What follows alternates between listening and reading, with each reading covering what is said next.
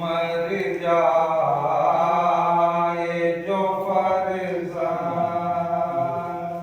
تو کیا چارہ ہے جز صبر علاجِ دل صد پارہ اصغر کو لٹا کے قبر میں بولے یہ حسین آرام کرو یہی گہوارہ ہے مر جائے جو فرزند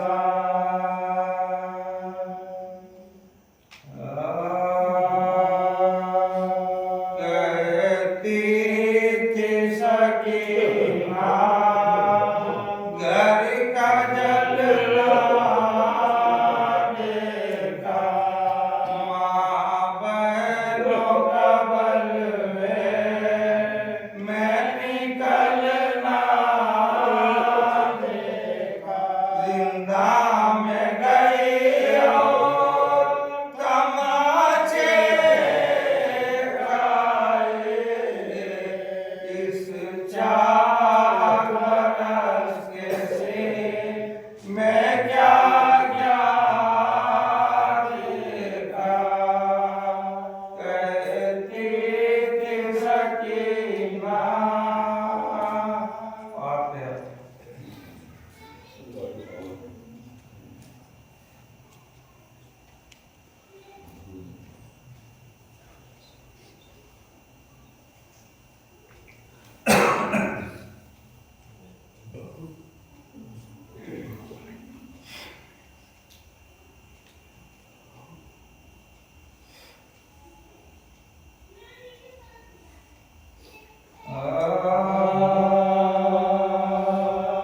زندہ میں جاتی دختر شبیر مر گئی دنیا سے دفتر سفر پوچھ کر گئی ان بے کے دل میں جاگ جدائی کا گھر گئی غل پڑ گیا حسین کی عاشق گزر گئی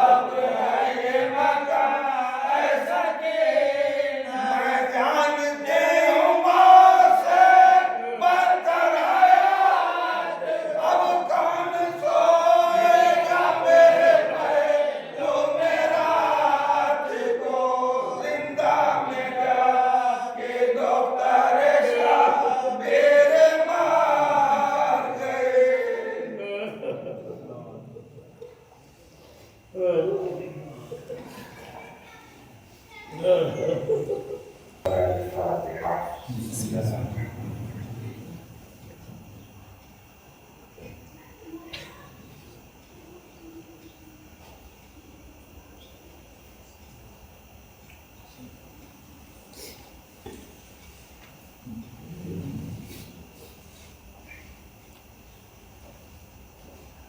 حول ولا قوة إلا بالله العلي العظيم.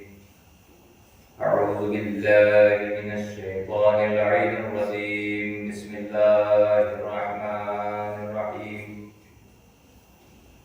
الحمد لله رب العالمين. الصلاة والسلام التحية والإكرام على الأمي المكي المدني ورشيد الهاشمي الأبدع التهامي السيد البهي السراج المضيء الكوكب الدري صاحب البقار والسكينة المدفون بأرض مدينة العبد المؤيد والرسول المسدد المصطفى الأمجد المحمود الأحمد حبيب إله العالمين وخاتم النبيين والسيد المرسلين وشفيع المذنبين أبي القاسم محمد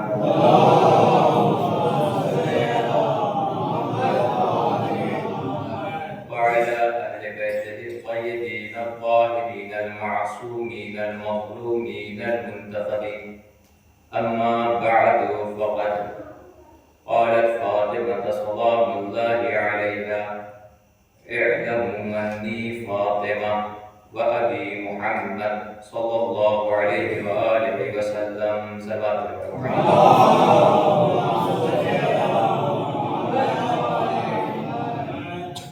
معزز صاحبان کرام، ماتنداران امام مظلوم، اور اس کے اس بیان مذکورہ کے ذیل میں چند معلومات پیش کروں. گزارش ہے کہ ایک مرتبہ سورۃ الفاتحہ اور 3 مرتبہ سورۃ الاخلاص کی تلاوت فرما کر مرحومہ مریم فاطمہ بنت مولانا حسن علی صاحب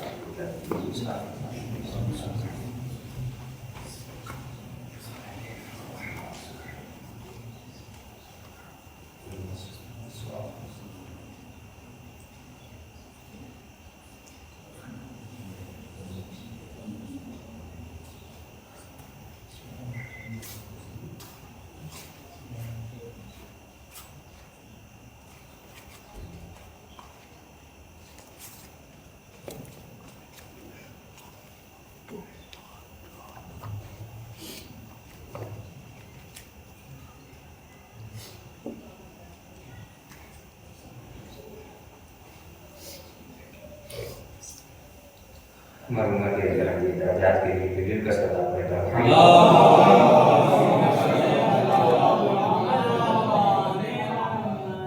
معزز سامعین کرام، معزز مشرف حضرات، آپ سب کے مہک رضائے فاطمیہ کا سلسلہ رمضان ہے اور یہ ایام شہزادی سے منسوب ہیں. اور آج مرحومہ کی دوسری برسی کے عنوان سے مجلس عزا کا انعقاد کیا گیا ہے. ظاہر ہے کہ اس کائنات میں شفیع قلب کے لیے اور اظہار ثواب کے لیے اس ذکر سے بہتر کوئی اور ذکر ہے ہی نہیں. خداوند عالم کا لاتعداد شکریہ ادا کرنا چاہیے کہ اس نے ہم سب کو ایسی نعمت سے سرفراز فرمایا کہ اس کے ملنے کے بعد محسوس یہ ہوتا ہے کہ اللہ اگر زندگی کی نعمت کو چھینتا ہے تو دوسری نعمتوں کو دیتا رہتا ہے، کبھی مجلسوں کی شکل میں اور کبھی دیگر اشارے ثواب کے راستوں کے ذریعے سے۔ مرحومہ چونکہ عالم جوانی میں اس دنیا سے کوچ کر کے گئی، ایک عظیم صدمے کا موقع ہوتا ہے، مگر ہمارے سامنے اتنے مثال پیش ہیں، نظر کے سامنے ہیں، یہ غم ان غموں کے سامنے بہت مختصر ہے، بہت چھوٹا ہے۔ استاد محترم یہاں تشریف رکھتے ہیں، ان سے اجازت لے کر اپنی گفتگو کا آغاز کرتا ہوں کہ شہزادی فرما رہی ہیں کہ فاطمہ کو پہچانو، اعلموا انی فاطمہ۔ متوجہ رہیے گا، تھوڑی دیر کی گفتگو ہے اور آپ کو زیادہ یاد کرنے کی ضرورت بھی نہیں ہوتی ہے، چونکہ پہلی مرتبہ آپ کے دیار میں خطابت کے ذریعے سے روبرو ہو رہا ہوں، تو ممکن ہے کہ بعض جگہ ہماری خطابت کا امتحان ہو، مگر آپ کی سماعت کا امتحان نہیں ہوگا۔ ایک سلوات پڑھ کر محمد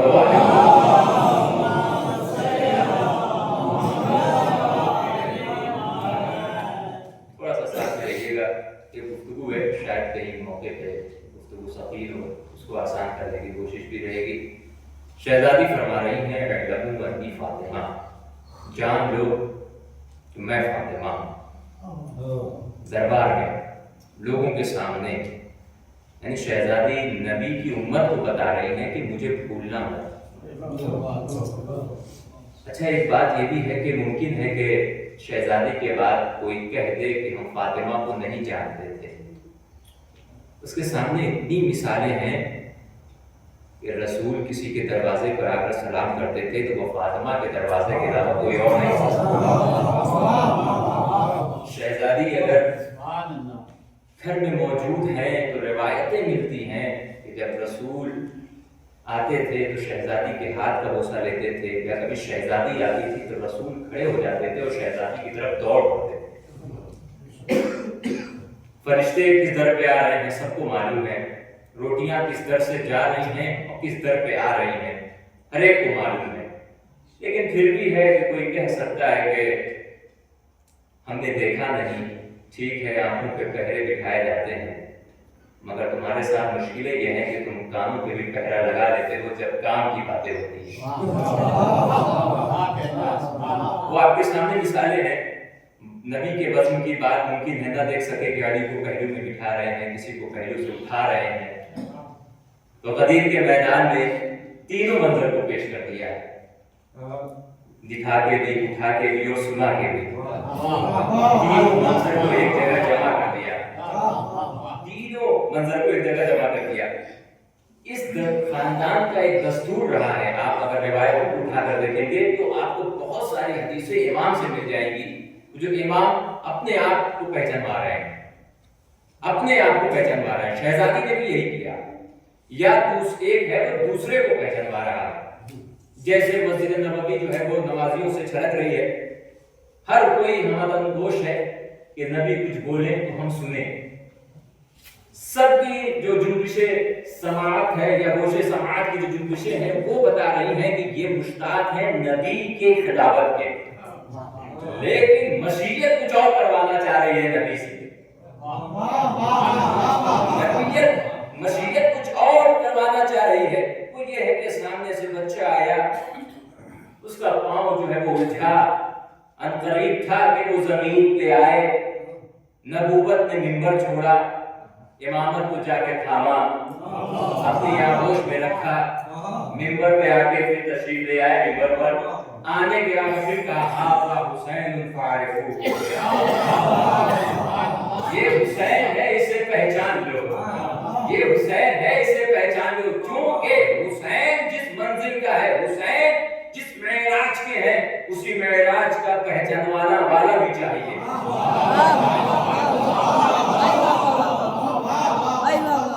اب بعض لوگ سوال یہ کرتے ہیں کہ رسول کہہ سکتے کہ کسی بھی صحابی سے، میں منزل کی طرف لانا چاہ رہا ہوں، رسول کہہ سکتے کہ کسی صحابی سے کہ جاؤ بڑھ کے اٹھا لو، جاؤ بڑھ کے اٹھا لو، جاؤ بڑھ کے اٹھا لو۔ ایک معروف نقطہ ہے اور مشہور نقطہ اسے آسانی سے کہہ کے گزر جاؤں کہ اگر صحابیت بڑھ کے اٹھاتی تو کل کہہ سکتا تھا کوئی کہ صحابیت امامت کو اٹھاتی ہے. نبوت آگے بڑھی اور نبوت نے آگے بڑھ کر امامت کو سنبھالا اور کرتاسے تاریخ میں ایسی عبارتوں کو چھوڑ دیا کہ جس کا خلاصہ کیا جائے یہ بات سامنے آتی ہے کہ جب نبوت کو سنبھالنے کی ضرورت ہوتی ہے تو امامت سہارا دیتی ہے اور جب امامت کو سنبھالنے کی ضرورت ہوتی ہے تو نبوت سہارا دیتی ہے. سلام کیجیے فاطمہ کی عظمت کو جس نے ایک ہی وقت میں نبوت کو بھی سنبھالا.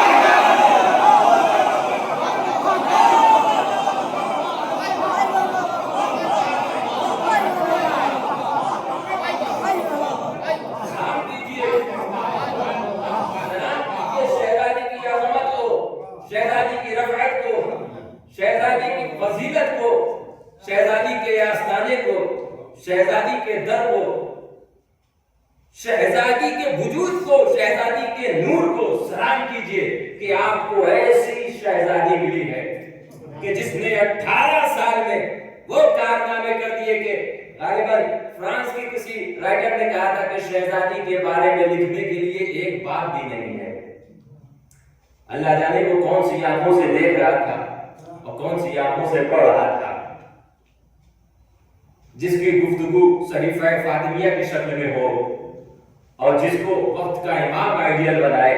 اس کے بارے میں جو ہے اس سے ایک بات نہیں مل رہا تھا.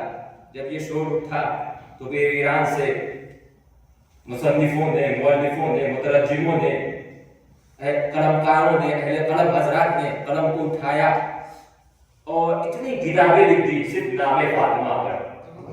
تم کہہ رہے ہو فاطمہ کے کام کے کتاب لکھنے کے لیے ایک بات نہیں ہے، لو فاطمہ کے نام کے 10 جلد کتاب لکھ دیتا ہوں. علامہ ملک العلوم، علامہ آیت اللہ منتظر وحدی، آیت اللہ فاضل الجرانی، انہوں نے صرف نام فاطمہ کے کتابیں لکھنا شروع کر دی. آپ محسوس کیجئے گا تو فاطمہ کیا فرما رہی ہے؟ اعلموا انی فاطمہ، پہچان لو کہ میں فاطمہ ہوں. شہزادی اپنی معرفت کروا رہی ہیں. میں نے عرض کیا تھا کہ اس خاندان نے اپنی معرفت ضرور کرائی ہے. ایک یہ بہت سے آپ کو مواقع مل جائیں گے.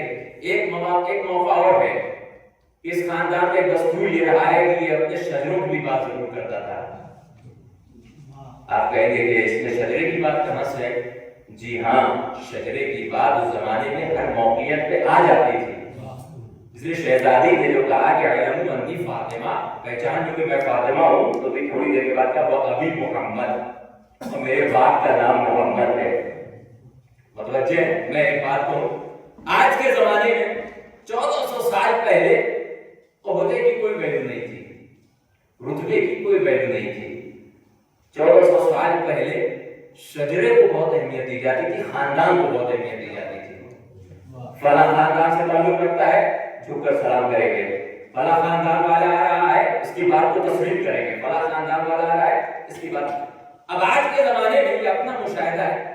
آج کے زمانے میں خاندان کی کوئی ویلیو نہیں ہے، رتبے کی ویلیو ہے، عہدے کی ویلیو ہے، جاؤ حشر کی ویلیو ہے، منزلت کی ویلیو ہے. اگر سامنے سے گاؤں کا پردھان آ گیا ہے تو دو لوگ تیار ہے کھڑے ہونے کے لیے. اگر کوئی اسٹار سامنے سے آ گیا ہے تو لوگ اسے سلام کرنے کو تیار ہیں. اور سامنے اسی کے بعد کوئی عظیم یا عالم خاندان کا کوئی آ جائے تو وہ رتبہ وہ منزلت نہیں ملتی ہے. 1400 سال میں اتنا بدل گیا کہ اب خاندان کو پوچھنے والا کوئی نہیں. آپ ہوں گے کسی خاندان کے، مگر آپ دکھائیے تو کہ آپ کے ہاتھ میں ڈگری کیا ہے. آپ ہوں گے بڑے خاندان کے، آپ دکھائیے تو آپ کے پاس عہدہ کیا ہے. پہلے عہدے نہیں تھے، پہلے خاندان کو لوگ دیکھا کرتے تھے. اس لیے آل محمد ہر جگہ پہ اپنے خاندان کا تعارف کراتے تھے، ہر جگہ اپنے گھر کی بات کیا کرتے تھے. وجہ یہ تھی کہ اس زمانے میں 40 قبیلے تھے، صرف 39 قبیلے کی بات کی جائے اور ایک قبیلے کو رہنے دیا جائے تو پتہ چلے گا کہ لوگوں کے شجرے 39 قبیلے والے محفوظ نہ کر سکے. لیکن وہ ایک قبیلہ جس نے ہر موقع پہ اپنا شجرہ محفوظ کیا وہ بنی ہاشم کا قبیلہ. صرف ایک قبیلہ جو فخر سے کہہ سکتا تھا کہ میرے باپ کا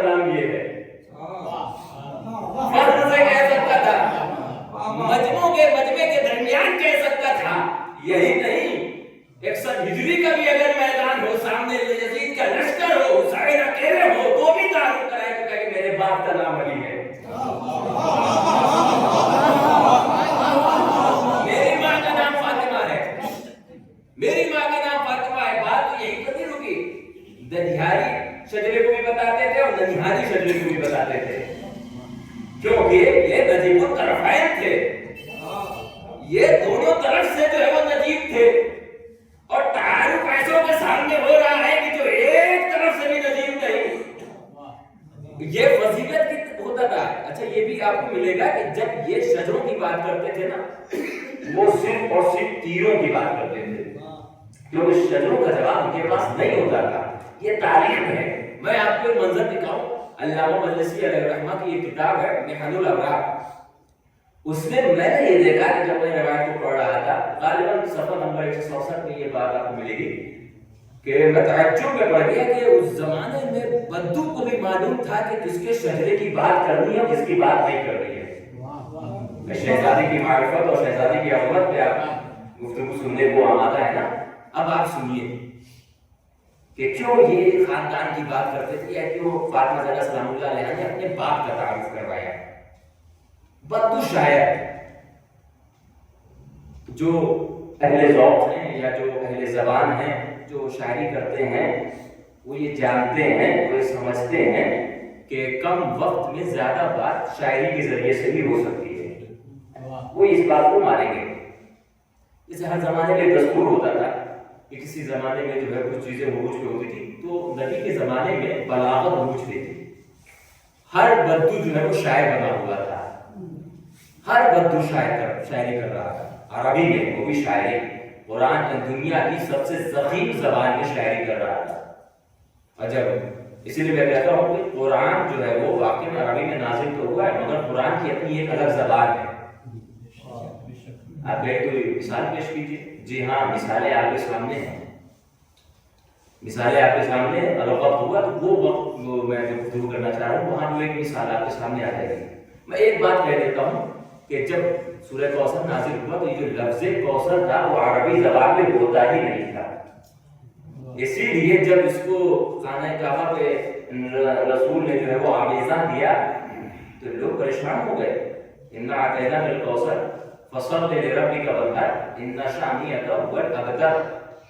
इन्ना आतैना कल कौसर, इन्ना आतैना सबको मालूम है क्या है। फसल्लि, नमाज पढ़ो, लिरब्बिका वन्हर, अपने रब के लिए भी सबको मालूम है, वरना कुर्बानी करो ये भी मालूम है। इन्ना शानिअका हुवल अबतर, बेशक जो आप ही की शान में जो है वो आपको अबतर का ताना दे वही अबतर है। ये सब मालूम था, मगर जो परेशानी हुई उस वक्त के शायरों को लफ्ज़ कौसर से हुई, लफ्ज़ कौसर से हुई। इसीलिए जब रसूल आए थे वो शायर के जिसने उसके नीचे ये जुमला लिख दिया कि ये कोई आम बशर का कलाम नहीं है बल्कि खालिक बशर का कलाम है, लिखने वाला उस घर पे आए तो उसने खुद एतराफ़ किया कि या रसूल अल्लाह सब कुछ तो समझ में आ रहा है, मगर ये बता दीजिए कौसर कौन सी ज़बान का जुमला है, कौसर कौन सी ज़बान का जुमला है। तो ये शायरों की एक चीज होती थी, तो ये कम वक्त में शायरी करते थे। आया वो शायर, वक्त का जो है वो खलीफा बैठा हुआ है सामने, जिसे हम और आप अपनी जबान में शाइस्तगी को मद्देनजर रखते हुए फकीर शाम कह सकते हैं। सामने बैठा हुआ है वो, उसके बाजू में बगल में इमाम हसन अलैहिस्सलाम बैठे हुए हैं, दूसरे इमाम बैठे हुए हैं। वो आया, अब जाहिर सी बात है, ठीक है सरकार तुम्हारी है, मगर हक है तो दोगे ना। कोई ऐसा तो नहीं है कि अपने जेब से तुम हक देने को तैयार हो। जैसे आज के जमाने में आपको सरकार से मांगने का क्यों हक है? क्योंकि उसके पास आप ही का पैसा है, आप टैक्स पे करते हैं तो ही वो सैलरीज देता है, तभी वो पेंशन देता है। इसी तरीके से इस मुद्दे को लेकर वो दरबार में चला आया और आने के बाद सामने बैठे हुए जलील तरीन इंसान से मुखातब होकर कहता है कि मेरी एक डिमांड है, मेरी एक मांग है, उसे पूरी करो, मेरी एक मांग है उसे पूरी करो। तो जाहिर है कि जिसकी जिंदगी हमेशा अपना पेट भरने में गुजर जाए वो दूसरों को पेट नहीं भरने देता। इसीलिए आइमा की हदीस है कि अपना पेट साफ रखा करो। क्या है, ये पेट साफ करने का मतलब ये नहीं कि आप दवा ले लें पेट साफ हो जाए। एक भी अगर लुक्मा हराम आपके शिकम में चला गया तो करबला में यजीद के साथ खड़ा कर देता है।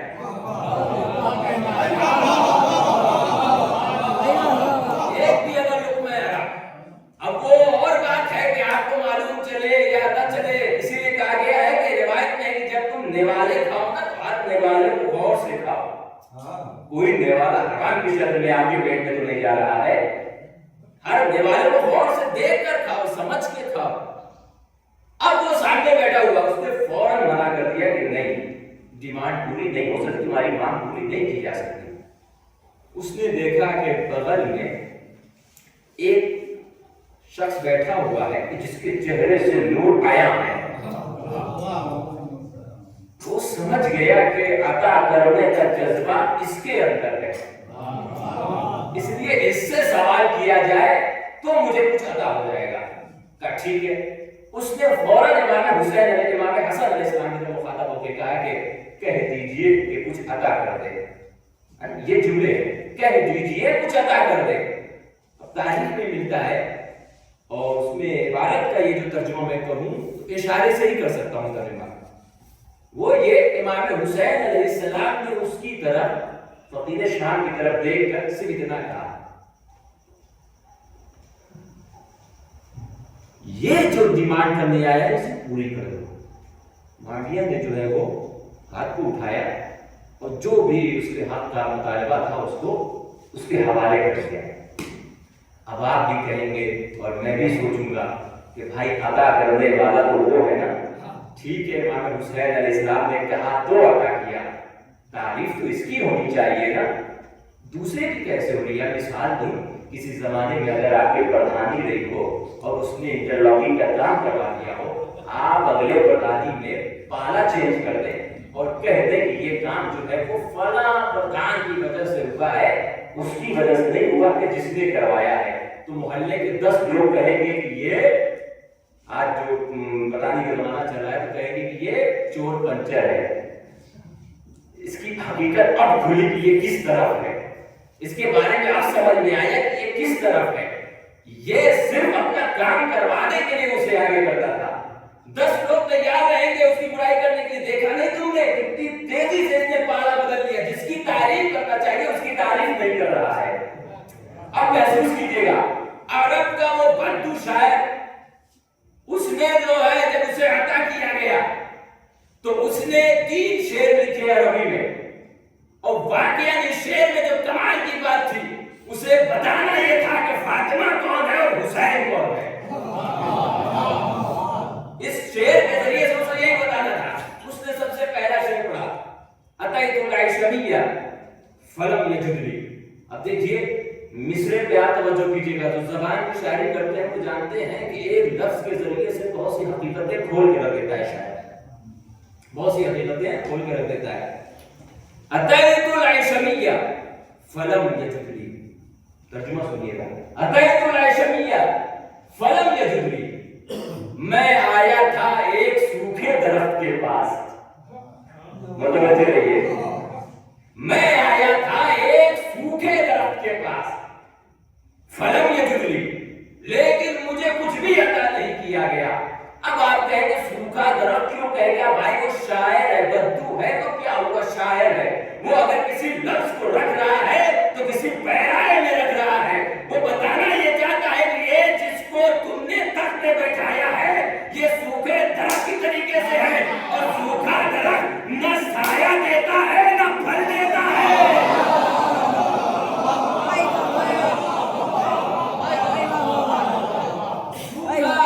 अच्छा किस काम आता है फिर वो सिर्फ जलाने के काम आता है, सिर्फ जलाने का काम आता है। और उस सूखे दरख्त के नीचे दूसरा दरख्त जो है वो परवान चढ़ सकता है, मगर शजरे साये तार के नीचे दूसरा शजर कम परवान चढ़ता है। अल्लाहु अकबर। फातिमा ज़हरा सलामुल्लाह अलैहा, खदीजा भी उसी घर में, अली भी उसी घर में, नबी भी उसी घर में, इमामत भी उसी घर में, फरीम भी उसी घर में, शरीयत भी उसी घर में, कुरान भी उसी घर में। लेकिन नबूवत भी जिसका एहतराम करे उसे फातिमा कहते हैं, कुरान भी जिसका एहतराम करे उसे फातिमा कहते हैं, इमामत भी जिसका एहतराम करे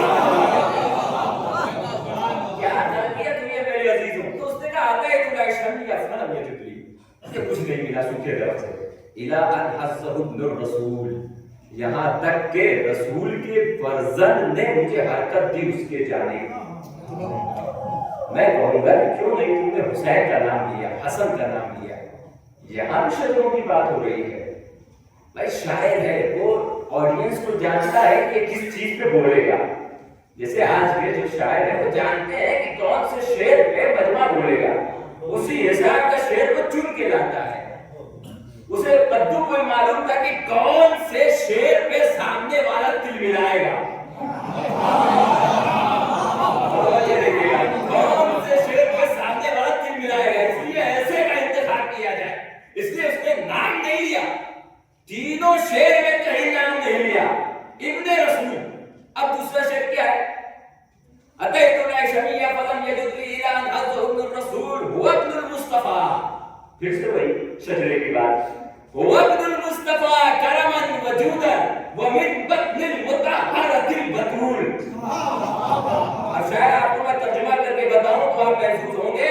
اس نے دوبارہ کہا کہ یہ ابن مصطفیٰ ہے, یہ ابن مصطفیٰ ہے, مصطفیٰ کا بیٹا ہے, اس کا کرم مشہور, اس کی سخاوت مشہور, اور یہ بطول کے پاک و پاکیزہ شکم سے دنیا میں آیا ہے. بھائی سامنے والا شاعر معلوم ہے, اس کو معلوم ہے کہ جو سامنے بیٹھا ہوا ہے اس کو بتانا چاہیے کہ فاطمہ کون ہے اور حسین کون ہے. اور اس زمانے میں تنہا فاطمہ ایک ایسی خاتون تھی کہ جسے بطول کہا جا سکتا تھا, کسی اور کو نہیں کہا جا سکتا تھا. بطول کی تصریح نہیں کرتا, مگر تصریح کر کے بتاتا تو شاید آپ زیادہ محسوس ہوتے. اب تیسرا شعر سن لیجیے, وَإِنَّ لِحَاشِمٍ فَضْلًا عَلَيْكُمْ كَمَا فَضْلَ الرَّبِيعُ عَلَى الْمَحْمُولِ. دیکھیے شاعر جو ہوتا ہے, دیکھیے شاعر جو ہوتے ہیں وہ تو کوئی بھی آپ شعر دے دو وہ پڑھ کے نکل جائیں گے. ایک طرح کے شاعر.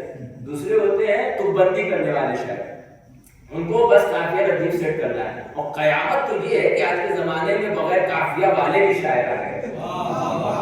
یہ حقیقت ہے صاحب, حقیقت ہے. قافیہ نہیں ہے مگر شاعری ہو رہی ہے, اور اس سے زیادہ داد تو سامعین کو دینی چاہیے کہ داد بھی ویسی ہی دے رہے ہیں. اس کا مطلب یہ ہے کہ شعور کی کمی شاعر کو تو آئی ہے, سامعین کو بھی ہو گئی. ایک چیز جو شاعری میں خیال یہ رکھا جاتا ہے کہ آپ یہ دیکھیں موضوع کون سا لے کے چل رہے ہیں. موضوع سے اگر آپ اٹک گئے تو جو ادیب ہوتے ہیں یا نقاد ہوتے ہیں وہ سمجھ جاتے ہیں کہ یہ بس بندی کر رہا ہے. غزل میں جو ہے آپ کو اجازت ہے کہ ہر شعر میں آپ اپنی ایک بات مکمل کر دیں, مطلب ہے. اس کے بعد دوسرا مضمون عشق کی بات لے آئیں, ہجر کی بات لے آئیں, وصال کی بات لے آئیں, فراق کی بات لے آئیں, شب فراق کی بات لے آئیں, رت فراق کی بات لے آئیں, یا کسی اور موقع کی بات لے کر چلے آئیں. لیکن کچھ ایسی بھی چیزیں ہوتی ہیں قصیدہ میں, اگر آپ نے کسی کی شان میں قصیدہ کہنا ہے تو آپ اسی کی شان میں لکھتے چلے آئیے, ادھر سے ادھر نہ بھٹکیے. بعض لوگ یہ بھی کہتے ہیں کہ مثال تو ایک ہی ہو رہی ہے تو سب کی ہو جائے گی. نہیں, ٹھیک ہے وہ اپنی جگہ پہ ہے, مگر شاعری کا فن کا حق ادا نہیں ہوگا, آپ کو موضوع لے کے چلنا پڑے گا. اب یہ بدو شاعر جو ہے وہ شاعری کو نہ جانے کتنے غور سے جانتا تھا. اس نے پہلے مصرے میں کیا کہا, سوکھا درخت. درخت سوکھا کب ہوتا ہے؟ باہر کے موسم میں درخت سوکھے گا نہیں. پتجھڑ کے سیزن میں, پائیس کے سیزن میں, خزاں کے سیزن میں, موسم میں پیڑ جو ہے وہ سوکھ جائے گا. اب میں ترجمہ کروں تو شاید آپ محظوظ ہوں گے. اس نے تیسرا شعر پڑھ کے کہا کہ وَإِنَّ لِحَاشِمٍ فَضْلًا عَلَيْكُمْ كَمَا فَضْلَ الرَّبِيعُ عَلَى الْمَحْمُولِ. یاد رکھو یہ بنی ہاشم والے تم بنی امیہ پہ ہمیشہ فضیلت رکھیں گے. یہ بنی ہاشم والے تم بنی امیہ کے لوگوں پر ہمیشہ فضیلت رکھیں گے. بالکل ویسے ہی جس طریقے سے بہار کا موسم پتجھڑ کے موسم پہ فضیلت رکھتا ہے. ایک صلوات پڑھیں پر محمد و آل محمد.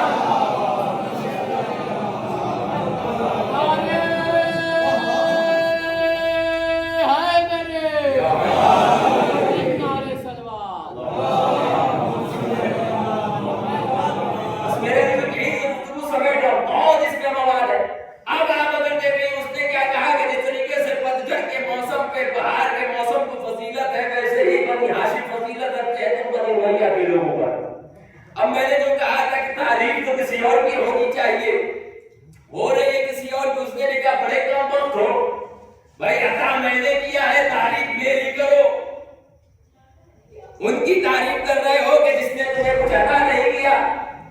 اس نے یہ جملہ کہا اس بھرے دربار میں 1400 سال پہلے، اس نے کہا کہ مجھے مت سکھاؤ، مجھے معلوم ہے کس کے قصیدے پڑھنے چاہیے، کس کے قصیدے نہیں پڑھنے چاہیے۔ وہ بدو 1400 سال پہلے جانتا ہے کہ فقیر شام کی مدحت نہیں ہو سکتی۔ اللہ جانے 1400 سال کے بعد مسلمانوں کو کیا ہو گیا، نبی کی سیرت کے جلسوں کو چھوڑ کر فقیر شام کے لیے محفلیں سجانے لگے۔ اب اگر ان کے شعور کا ماتم نہ کیا جائے تو کیا کیا جائے؟ شہزادی کیا فرماتی ہے، وہ آگی محمد، میرے باپ کا نام محمد ہے۔ شاعر نے جو ہے وہ جگہ جگہ پہ ان کے شجروں کی بات کی ہے، شجروں کی بات کی، اور اللہ بھی جب کسی مصطفیٰ کو بھیجنا چاہتا ہے تو شجروں کی حفاظت خود کرتا ہے، خود شجروں کی حفاظت کرتا ہے۔ بس ایک نظریہ پیش کر دوں، اس کے بعد جو آپ کی رحمت کو تمام۔ اب چونکہ 45 منٹ کا وقت ہے تو اسی کے اندر گفتگو کو سمیٹنا بھی ہے۔ ایک نظریہ ہے سائیکولوجسٹ کا، بہت خوبصورت نظریہ ہے۔ کئی نظریات ہیں، کبھی کبھی ان کے نظریات کو پڑھیے اور ان کے نظریات کے سائے میں اپنی زندگی کو گزاریے تو آپ کی زندگی جو ہے ڈیولپ ہوگی، آپ ترقی کریں گے، آپ آگے بڑھیں گے۔ باہر کنٹریز میں نظریات پہ کام ہوتا ہے، وہ دوسروں کے نظریات کو اٹھاتے ہیں، اس پہ ریسرچ کرتے ہیں۔ یہ آپ کے سامنے جو بلب جل رہا ہے وہ تکے میں نہیں جلا ہے کہ 2 تار کو جوڑ دیا اور آگ بن گئی۔ ایک نظریہ تھا، شاید کہ نہج البلاغہ سے لے لیا ہو، شاید کہ قرآن سے لے لیا ہو، اس نظریے پہ ریسرچ کرنا شروع کیا اور سامنے جو ہے وہ بڑھ کر گیا۔ اس کا ایک نظریہ یہ ہے سائیکولوجسٹ کا کہ 3 محور سے انسان کو گزرنا پڑتا ہے۔ اگر وہ 3 محور میں کھڑا ہوگا تو وہ کامیاب ہو جائے گا۔ پہلی چیز وراثت، اگر کسی کو وراثت اچھی مل گئی تو وہ کامیاب ہوگا۔ دوسرا ہے تربیت، اگر کسی کی تربیت اچھی ہو گئی تو وہ کامیاب ہو جائے گا۔ سب سے اہم چیز وہ ہے تیسری والی چیز، ہو سکتا ہے کہ کسی کے اختیار میں وراثت نہ ہو سکتا ہے کسی کا باپ جو ہے وہ بھرشٹاچار رہا ہو، بھرشٹاچاری کرتا ہو سکتا ہے، لیکن وہ اپنی زندگی کو سنوار سکتا ہے۔ ہو سکتا ہے کسی کا باپ خراب ہو لیکن وہ اپنی زندگی کو کیسے صحیح کرے گا۔ تیسری چیز مین وہ ہے ماحول۔ 2 چیزیں، وراثت ایک تربیت، اور تیسری چیز ہے ماحول، انوائرمنٹ۔ ماحول، اگر ماحول کسی کو اچھا مل گیا تو وہ کامیاب ہو جائے گا۔ اب میں آپ سے پوچھوں، بہت سی مثالیں ہیں، اگر کسی کو یہ تینوں ماحول اچھا مل جائے، تینوں چیز اچھی مل جائے تو کیا اسے نبی سلام نہیں کریں گے؟ کیا اس کے لیے لڈو نہیں کھڑے ہوں گے؟ کیا اس کی شان میں آیتیں نہیں نازل ہوں گی؟ اب آپ کہیں تھوڑا سا اور سے میں سمجھاؤں کہ وراثت، آپ مجھے یہ بتائیے نوح علیہ السلام کے بیٹے کیا وراثت میں کوئی کمی تھی تو کیوں خراب نہیں تھا؟ کیا تربیت میں نعوذ باللہ خاتم بتانا کہ کوئی تربیت تھی؟ نوح کا بیٹا ہے، نبی کا بیٹا ہے، خود رو رہے ہیں مگر چاہتے ہیں کہ اس کی قوم مسکرائے، خود گریہ کر رہے ہیں، خود پتھر کھا رہے ہیں مگر چاہتے ہیں کہ ہماری قوم کو پتھر نہ لگے۔ اس کی تربیت میں کوئی کمی رہے گی نہیں، عزیزوں اس کو ماحول خراب ملا۔ اسی لیے امام نے فرمایا ہے کہ تہمت کی جگہ جانے سے بھی بچو۔ اگر سامنے شراب کی دکان ہے، ٹھیک ہے آپ شراب پینے نہیں جا رہے مگر وہاں پہ کھڑے ہونے کو بھی شریعت نے منع کیا ہے، کیونکہ وہاں کے ماحول ایسا بن گیا ہے کہ ایک نئے دن آپ کے اندر میں شراب کا نشہ آ جائے گا۔ اب میرے جوانوں، میرے دوستوں، میرے عزیزوں، ممکن ہے کہ آپ کے تربیت اچھی نہ رہی ہو، ممکن ہے کہ آپ کی وراثت اچھی نہ رہی ہو، مگر اچھے ماحول میں رہنا تو آپ کے ہاتھ میں ہے نا۔ چوراہوں پہ بیٹھنا چھوڑ دو،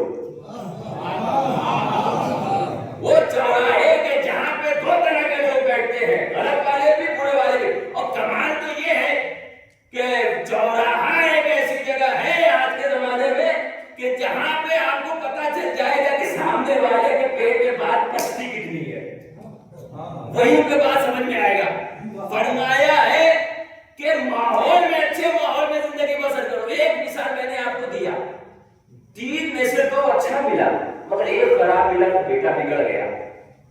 یزید کے بیٹے کے بارے میں آپ کا کیا خیال ہے؟ کیا خیال ہے؟ سب آنکھ بند کر کہیں گے کہ وراثت تو بڑی خراب, تربیت تو بڑی گندی, مگر اس نے تخت کو ٹھوکر کیسے مار دیا؟ بھائی سائیکولوجسٹ جو کہہ رہے ہیں نا, اس پہ نظریہ ہے, اس پہ آپ غور کیجیے, سمجھیے. آپ کہیں گے کہ ہاں صاحب یہاں تو ماحول اب اس کو کہاں سے مل گیا اتنا اچھا. بھائی تربیت میں جو کمی جگ ظاہر, وراثت میں جو کمی جگ ظاہر. سب کو معلوم ہے کہ یزید کیسا تھا, اس کی ماں کیسی تھی. سب کو معلوم ہے کہ یزید کا باپ کیسا تھا. سب کو معلوم ہے کہ یزید کا دادا کیسا تھا. سب کو معلوم ہے کہ آئے دن یہ سر کاٹ کے لے کر آتا تھا, خون کی ندیاں بہایا کرتا تھا. سب کو معلوم ہے پھر یزید نے تخت کو ٹھوکر کیسے مار دیا. اسی پہ متوجہ رہیے, کیسے ٹھوکر مار دیا. اب میں کہوں فاطمہ زہرا سلام اللہ علیہا اگر مشیت کو زیر نظر رکھ کے کام کرتی تھی تو جناب زینب بھی وہ ہے کہ جن کو جو امام نے وقت کو مشورہ دے کر آگے بڑھتی تھی. اب اگر زینب کہے کہ یزید تیرے دربار میں ہی مجلس ہوگی, زینب کہے یزید تیرے محل میں ماتم ہوگا, زینب کہے یزید یہیں پہ حسین کا نام لیا جائے گا. عزیزوں اسیروں نے اتنا ماحول بنایا کہ وہ جو یزید کا بیٹا تھا لعنت اللہ علیہ بننے والا تھا, اس نے ٹھوکر مار کے بتا دیا دیکھو وہ تک کہ جو آل محمد کے خون میں ڈوبا ہو اس پہ یزید کا بیٹا کبھی نہیں بیٹھ سکتا. کون سا ماحول دیا میرے عزیزوں کو, ایسا ماحول کہ یزید جو لعنت اللہ علیہ ہونے والا تھا, اس کا بیٹا جو لعنت اللہ علیہ ہونے والا تھا, اسے علیہ السلام یا رضی اللہ عنہ کی طرف کھینچ کر لے کر چلے آئے. اب میں آپ سے پوچھوں کہ فاطمہ زہرا سلام اللہ علیہا نے ان تینوں ماحول میں کیسی زندگی گزاری. وراثت کی بات کیجیے گا, نبی ملا ہے, خدیجہ جیسی ماں ملی ہے, عبداللہ جیسے دادا ملے ہیں, آمنہ جیسی دادی ملی ہے. آپ تربیت کی بات کیجیے گا, کبھی خدیجہ کی آغوش میں, کبھی محمد کی آغوش میں, کبھی ابو طالب کی آغوش میں. اب آپ ماحول کی بات کیجیے گا, یہیں پہ گفتگو تمام کیے دیتا ہوں. ماحول کی بات کیجیے گا تو بس ایک مثال پیش کر دیتا ہوں. حبش سے ایک کنیز آئی تھی, شہزادی نے ماحول ایسا بنا دیا کہ 20 سال میں قرآن کی زبان میں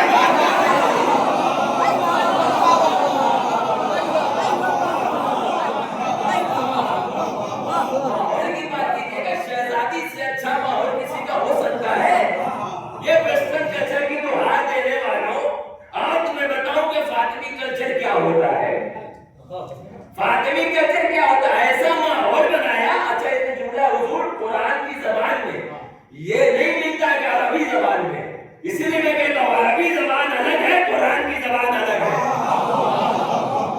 قرآن کی زبان واقعی الگ ہے, قرآن کی زبان بالکل جدا ہے, آپ کو مل جائے گا.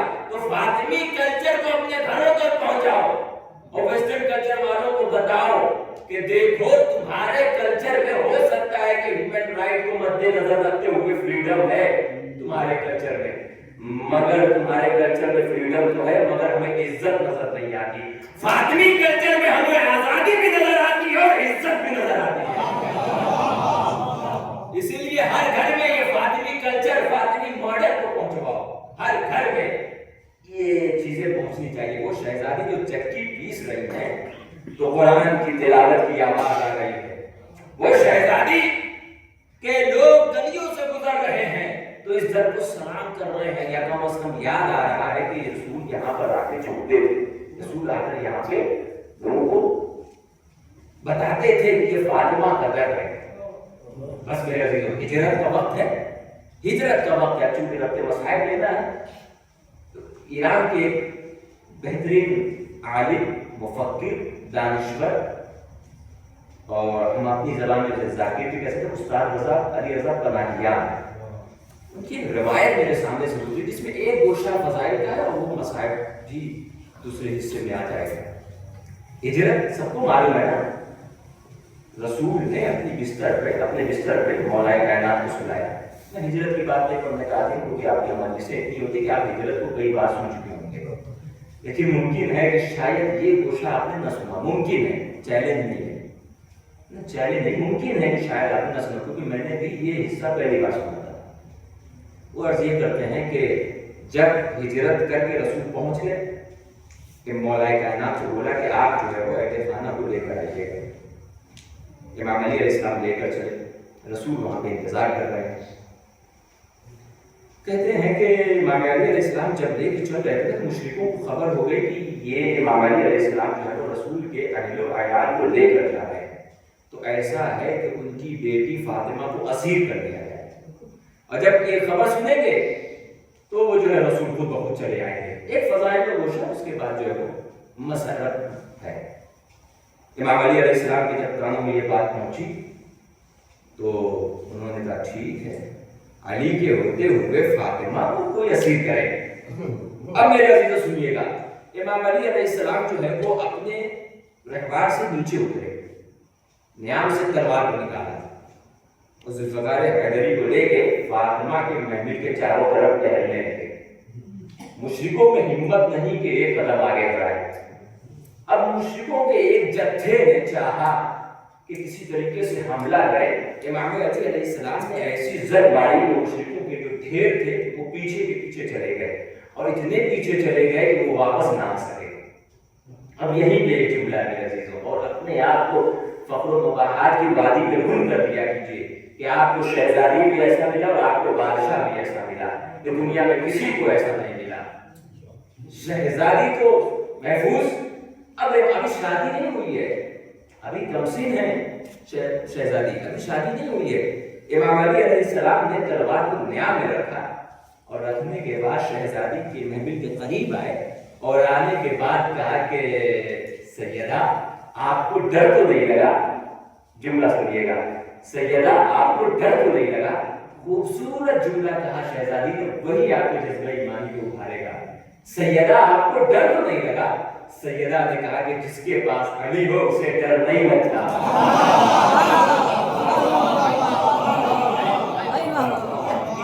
جس کے پاس علی ہو اسے ڈر نہیں لگتا. اب تو سوال مت کرو کہ ایران امریکہ سے کیوں نہیں ڈرتا.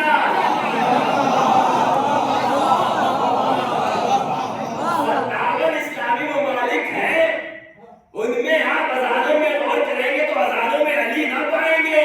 ایک ہی ملک ہے کہ جس کی اذانوں سے 3 مرتبہ اشہد ان لا الہ الا اللہ کی آواز آتی ہے. اسی وجہ سے ایران جو امریکہ سے نہیں ڈرتا کیونکہ اس کے پاس علی ہے. اب میں نے بھی کسی موقع پہ ایک شعر اشعار کہے ہیں, میں کہیں پڑھ کے جو ہے وہ مسائل کی طرف چلے جاتا ہوں. آج تک کوئی علی والوں کے جیسا نہ ملا. آج تک کوئی علی والوں کے جیسا نہ ملا. سر تو کٹتا ہے مگر سر کبھی جھکتا نہ ملا. سر تو کٹتا ہے مگر سر کبھی جھکتا نہ ملا. اور یہ دیکھیے گا آپ کو کیا ملا حیدر سے بغاوت کر کے.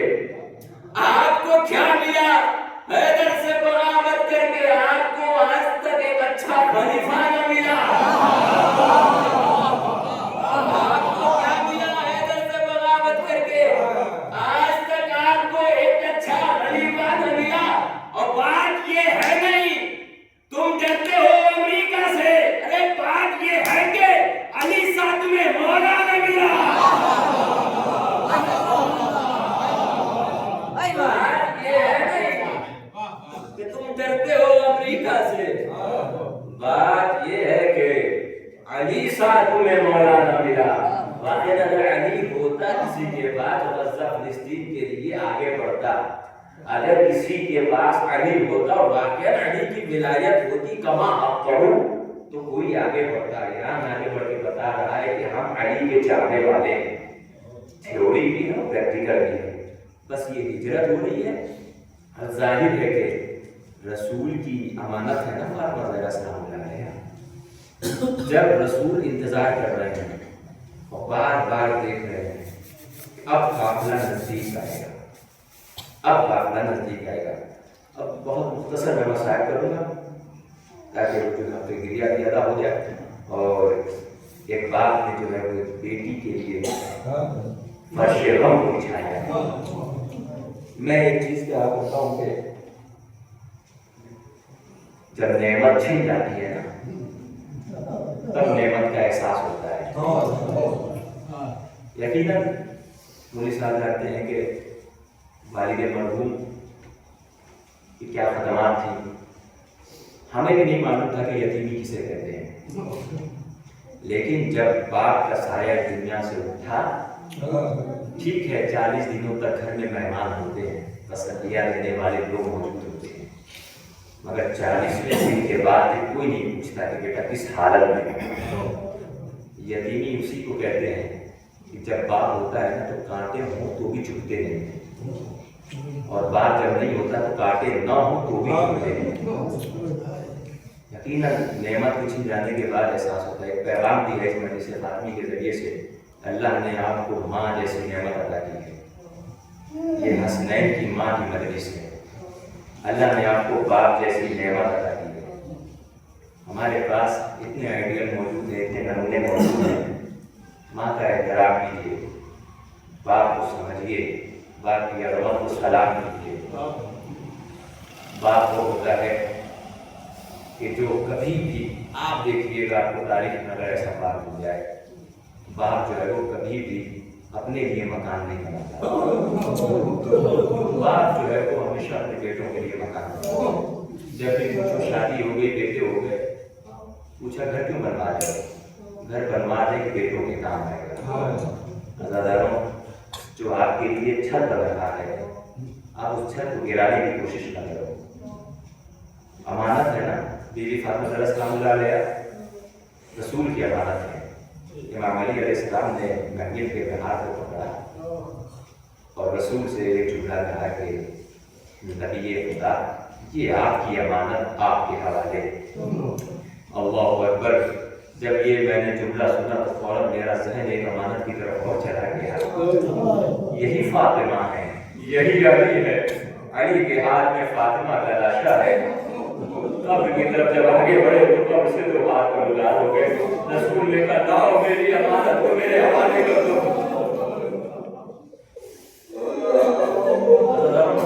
گریا کا مقام ہے، میں صرف ایک روایت پڑھوں گا، پہلے اس کو واضح کر دوں کہ امام علی علیہ السلام نے جب وہاں پہ امانت دے رہے تھے، امام علی علیہ السلام مسکرا رہے تھے، لیکن جب یہاں پہ امانت دے رہے تھے نا تو یہ کہنے کے بعد علی صرف یہ جملہ کہہ پائے، اس کے بعد کوئی جملہ نہیں کہہ پائے، کوئی جملہ نہیں کہہ پائے۔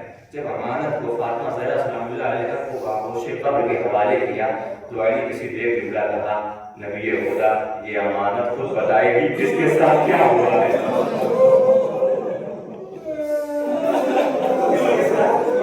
کیا گیا ہے خود بتائے گی۔ آپ کہیں کہ مولا کائنات کیوں نہیں بتاتے نبی خدا فاطمہ کی یہ مصیبت گزر گئی؟ نہیں عزاداروں، میں اس لیے آپ کو بتاؤں کہ فاطمہ نے اپنی ساری مصیبتوں کو علی سے چھپا کے رکھا تھا۔ روایت یہ کہتی ہے کہ پسلیاں ٹوٹ گئی تھی نا، پسلیاں ٹوٹ گئی تھی جب علی گھر میں نہیں ہوتے تھے تو سیدہ جو ہے وہ پسلیوں کو پکڑ کے چلا کرتی تھی، کبھی ایک ہاتھ اس دیوار میں رکھتی تھی، کبھی ایک ہاتھ اس دیوار میں رکھتی تھی، لیکن جیسے ہی علی گھر میں آتے تھے دونوں ہاتھوں کو آزاد کر دیتے۔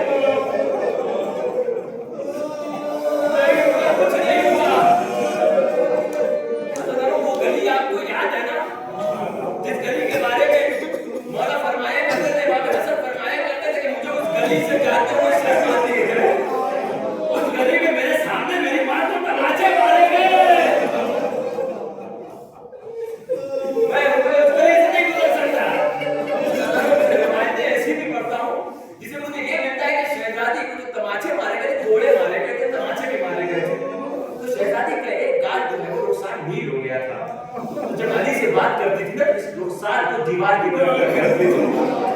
نہیں عزاداروں جو غیرتدار زوجہ ہوتی ہے نا وہ کوشش کرتی ہے کہ اپنی تکلیف شوہر کو بتا کے۔ علی سے زیادہ درد مند کوئی ہوگا، علی سے زیادہ کوئی بہادر ہوگا؟ آپ کو معلوم ہے نا، میں بس یہ پڑھ کے میں روایت کرتا ہوں، آپ کو معلوم ہے نا جب امام علی علیہ السلام کو زبردستی لوگ لے کر بچانے کے لیے شہزادی 18 سال کی ہے، 18 سال میں ضعیفہ ہو گئی، ضعیفہ ہو گئی. یہ رونے کے لیے کم ہے کیا کہ جس در پہ نبی سلام کرتے تھے اسے آگ لگا دیا گیا. شہزادی بولے تم اس در کو آگ لگاؤ جس پہ نبی سلام کرتے تھے؟ جواب ہے ہاں ہاں اس در کو ہم آگ لگا دیں گے. اور اس در کو آگ لگا دو گے جس میں ابو الحسن رہتے ہیں کہ ہاں اس در کو آگ لگا دیں گے.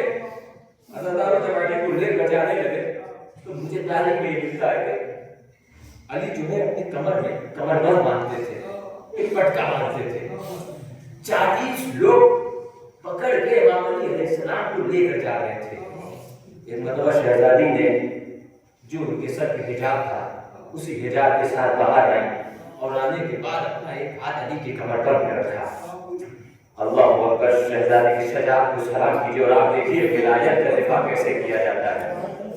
آؤ میں آپ کو دکھاؤں مدینے میں فاطمہ علی کا دفاع کر رہی ہے. 40 لوگ علی کو لے کر جا رہے ہیں. شہزادی نے اپنا ہاتھ اٹھایا علی کی کمر پر میں پکڑا اور کمر پر میں رکھا. 40 میں ہمت نہیں ہوئی کہ علی کو کھینچ سکے.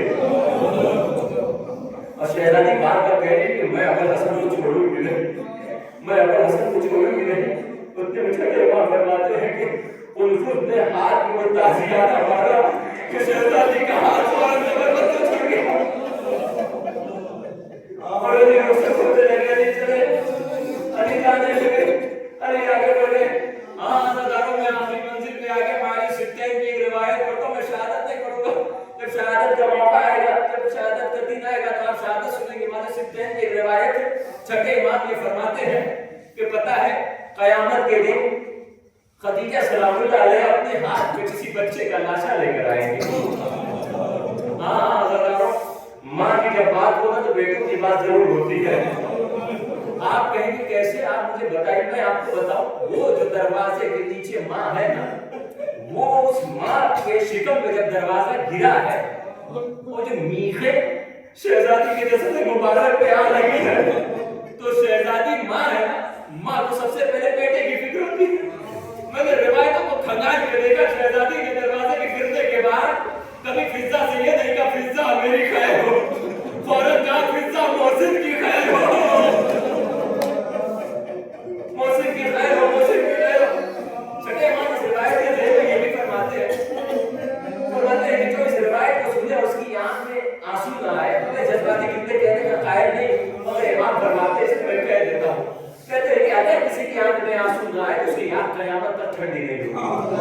میں روایت کو مختصر کرتا ہوں. امام فرماتے ہیں کہ قیامت کے دن جو حشر کا منظر ہوگا سارے شیعوں کو جمع کیا جائے گا تو خدیجہ سلام اللہ علیہ اپنے ہاتھوں میں چھوٹا سا لاشا لے کر آئی. صحابی نے پوچھا کہ وہ لاشا کس کا ہوگا؟ کیا علی اصغر کا لاشا ہوگا؟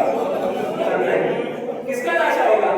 کہا اس کا لاشا ہوگا کہ جو اس کے ماں نے ماں کی شکم میں اسے شہید کر دیا گیا. اسے محسن کہتے ہیں، محسن کا لاشا ہوگا. کہا کہ اچھا وہ سوال کیا کریں گے؟ وہ آگے پروردگار کی پروردگار ہے بچے کی کیا خطا تھی کہ اسے دنیا میں نہیں بھیجا گیا، ماں کے شکم میں شہید کر دیا گیا. فرمان ان کے اثر آگے بڑھیں گے. خدیجہ سلام اللہ علیہ کے ہاتھوں سے بھی لاشے کو نہیں لیں گے، اللہ سے فریاد کریں گے بیٹے کی کیا خطا تھی. ایک مرتبہ آپ بھی سوچ رہے ہوں کہ میں بھی سوچ رہا ہوں کہ آخر بیٹا جو ہے فاطمہ کا ہے، خدیجہ کے ہاتھ میں کیا کر رہا ہے، فاطمہ کے ہاتھ میں کیا کر رہا ہے، فاطمہ بنت اسد کے ہاتھ میں کیا کر رہا ہے. اگر بات مالی سٹین کی روایت نہ ہوتی نا تو یہ معاملہ کبھی حل ہی نہیں ہو سکتا تھا. مالی سٹین کی روایت ہمیں بتاتی ہے کہ حشر کے میدان میں شہزادی کے دونوں ہاتھ خالی نہیں رہیں گے. نہیں عزاداروں، یہ رونے کا مقام ہے، گریے کا مقام ہے. آئیے میں بتاتا ہوں کہ شہزادی اپنے دونوں ہاتھوں میں کیا لیے رہیں گی. رسول جو ہے وہ ایک بلند مقام پہ بیٹھے ہوں گے اور شہزادی ایک بلند مسند پہ بیٹھی ہوں گی. رسول امام علی علیہ السلام کو قریب بلائیں گے اور امام فرماتے ہیں، یہ چھٹے امام کی روایت کو میں جو آگے بڑھا رہا ہوں، علی علیہ السلام کو قریب بلائیں گے اور بلانے کے بعد کہیں گے کہ فاطمہ کے پاس جاؤ اور جانے کے بعد کہو کہ یہ جو تمہارے شیعہ آئے ہیں ان کی شفاعت کے لیے کوئی ساز و سامان مہیا ہے یا نہیں ہے. امام علی علیہ السلام آئیں گے شہزادی کے پاس اور آنے کے بعد کہیں گے شہزادی من لأجل حاضر مقام، اس مقام کے لیے، اس موقعیت کے لیے کوئی سامان شفا ہے، شفاعت ہے، کوئی ساز و سامان ہے. تو ملتا ہے کہ شہزادی اپنے دونوں ہاتھوں کو ظاہر کرے گی اور فرمائیں گی الکفان لأجل حاضر مقام الیدان المفتوحتان بن ابن العباس.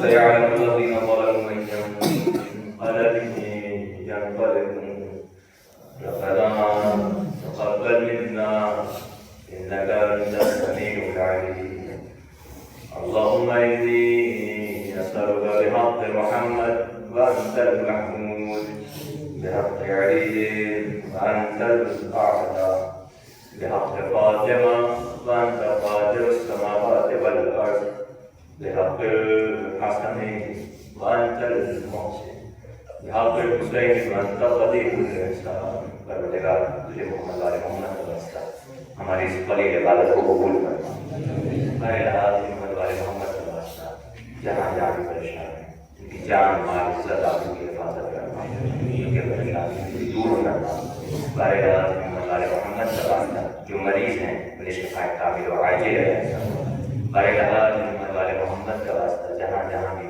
انسان ہیں ان کی جان مال عزت آبرو کی حفاظت کرنا ہمارے لحاظ خصوصیات میرے بیت کی حفاظت کرنا ہمارے لحاظ محمد والے محمد کا واسطہ ایران کربلا روضہ جناب زینب سلام اللہ علیہ کی حفاظت کرنا ہمارے لحاظ تمام مراجع کرام بالخصوص آیت اللہ العظمہ سید علی خامنئی وآیت اللہ العظمہ سید علی سستانی کی حفاظت کرنا انہیں حاصلوں کے شر سے محفوظ کرنا دشمنوں کے شر سے محفوظ کرنا ہمارے لحاظ غزہ اور فلسطین کے مظلومین کی مدد کرنا شام کے مظلومین کی مدد کرنا ایران کے مظلومین کی مدد کرنا ہمارے لحاظ محمد والے محمد کا واسطہ مرحومہ کے اصحار ثواب کے لیے یہ مجلس منعقد کی گئی ہے اس مجلس کا ثواب ان کے نام اعمال میں درج کرنا ان کی قبر پر رحمت نازل کرنا ان کے گناہان صغیرہ و گناہان کبیرہ کو معاف کرنا ہمارے لحاظ محمد والے محمد کا واسطہ انہیں جوار آئمہ جوار معصومہ میں جگہ قائم کرنا ہمارے لحاظ محمد والے محمد کا واسطہ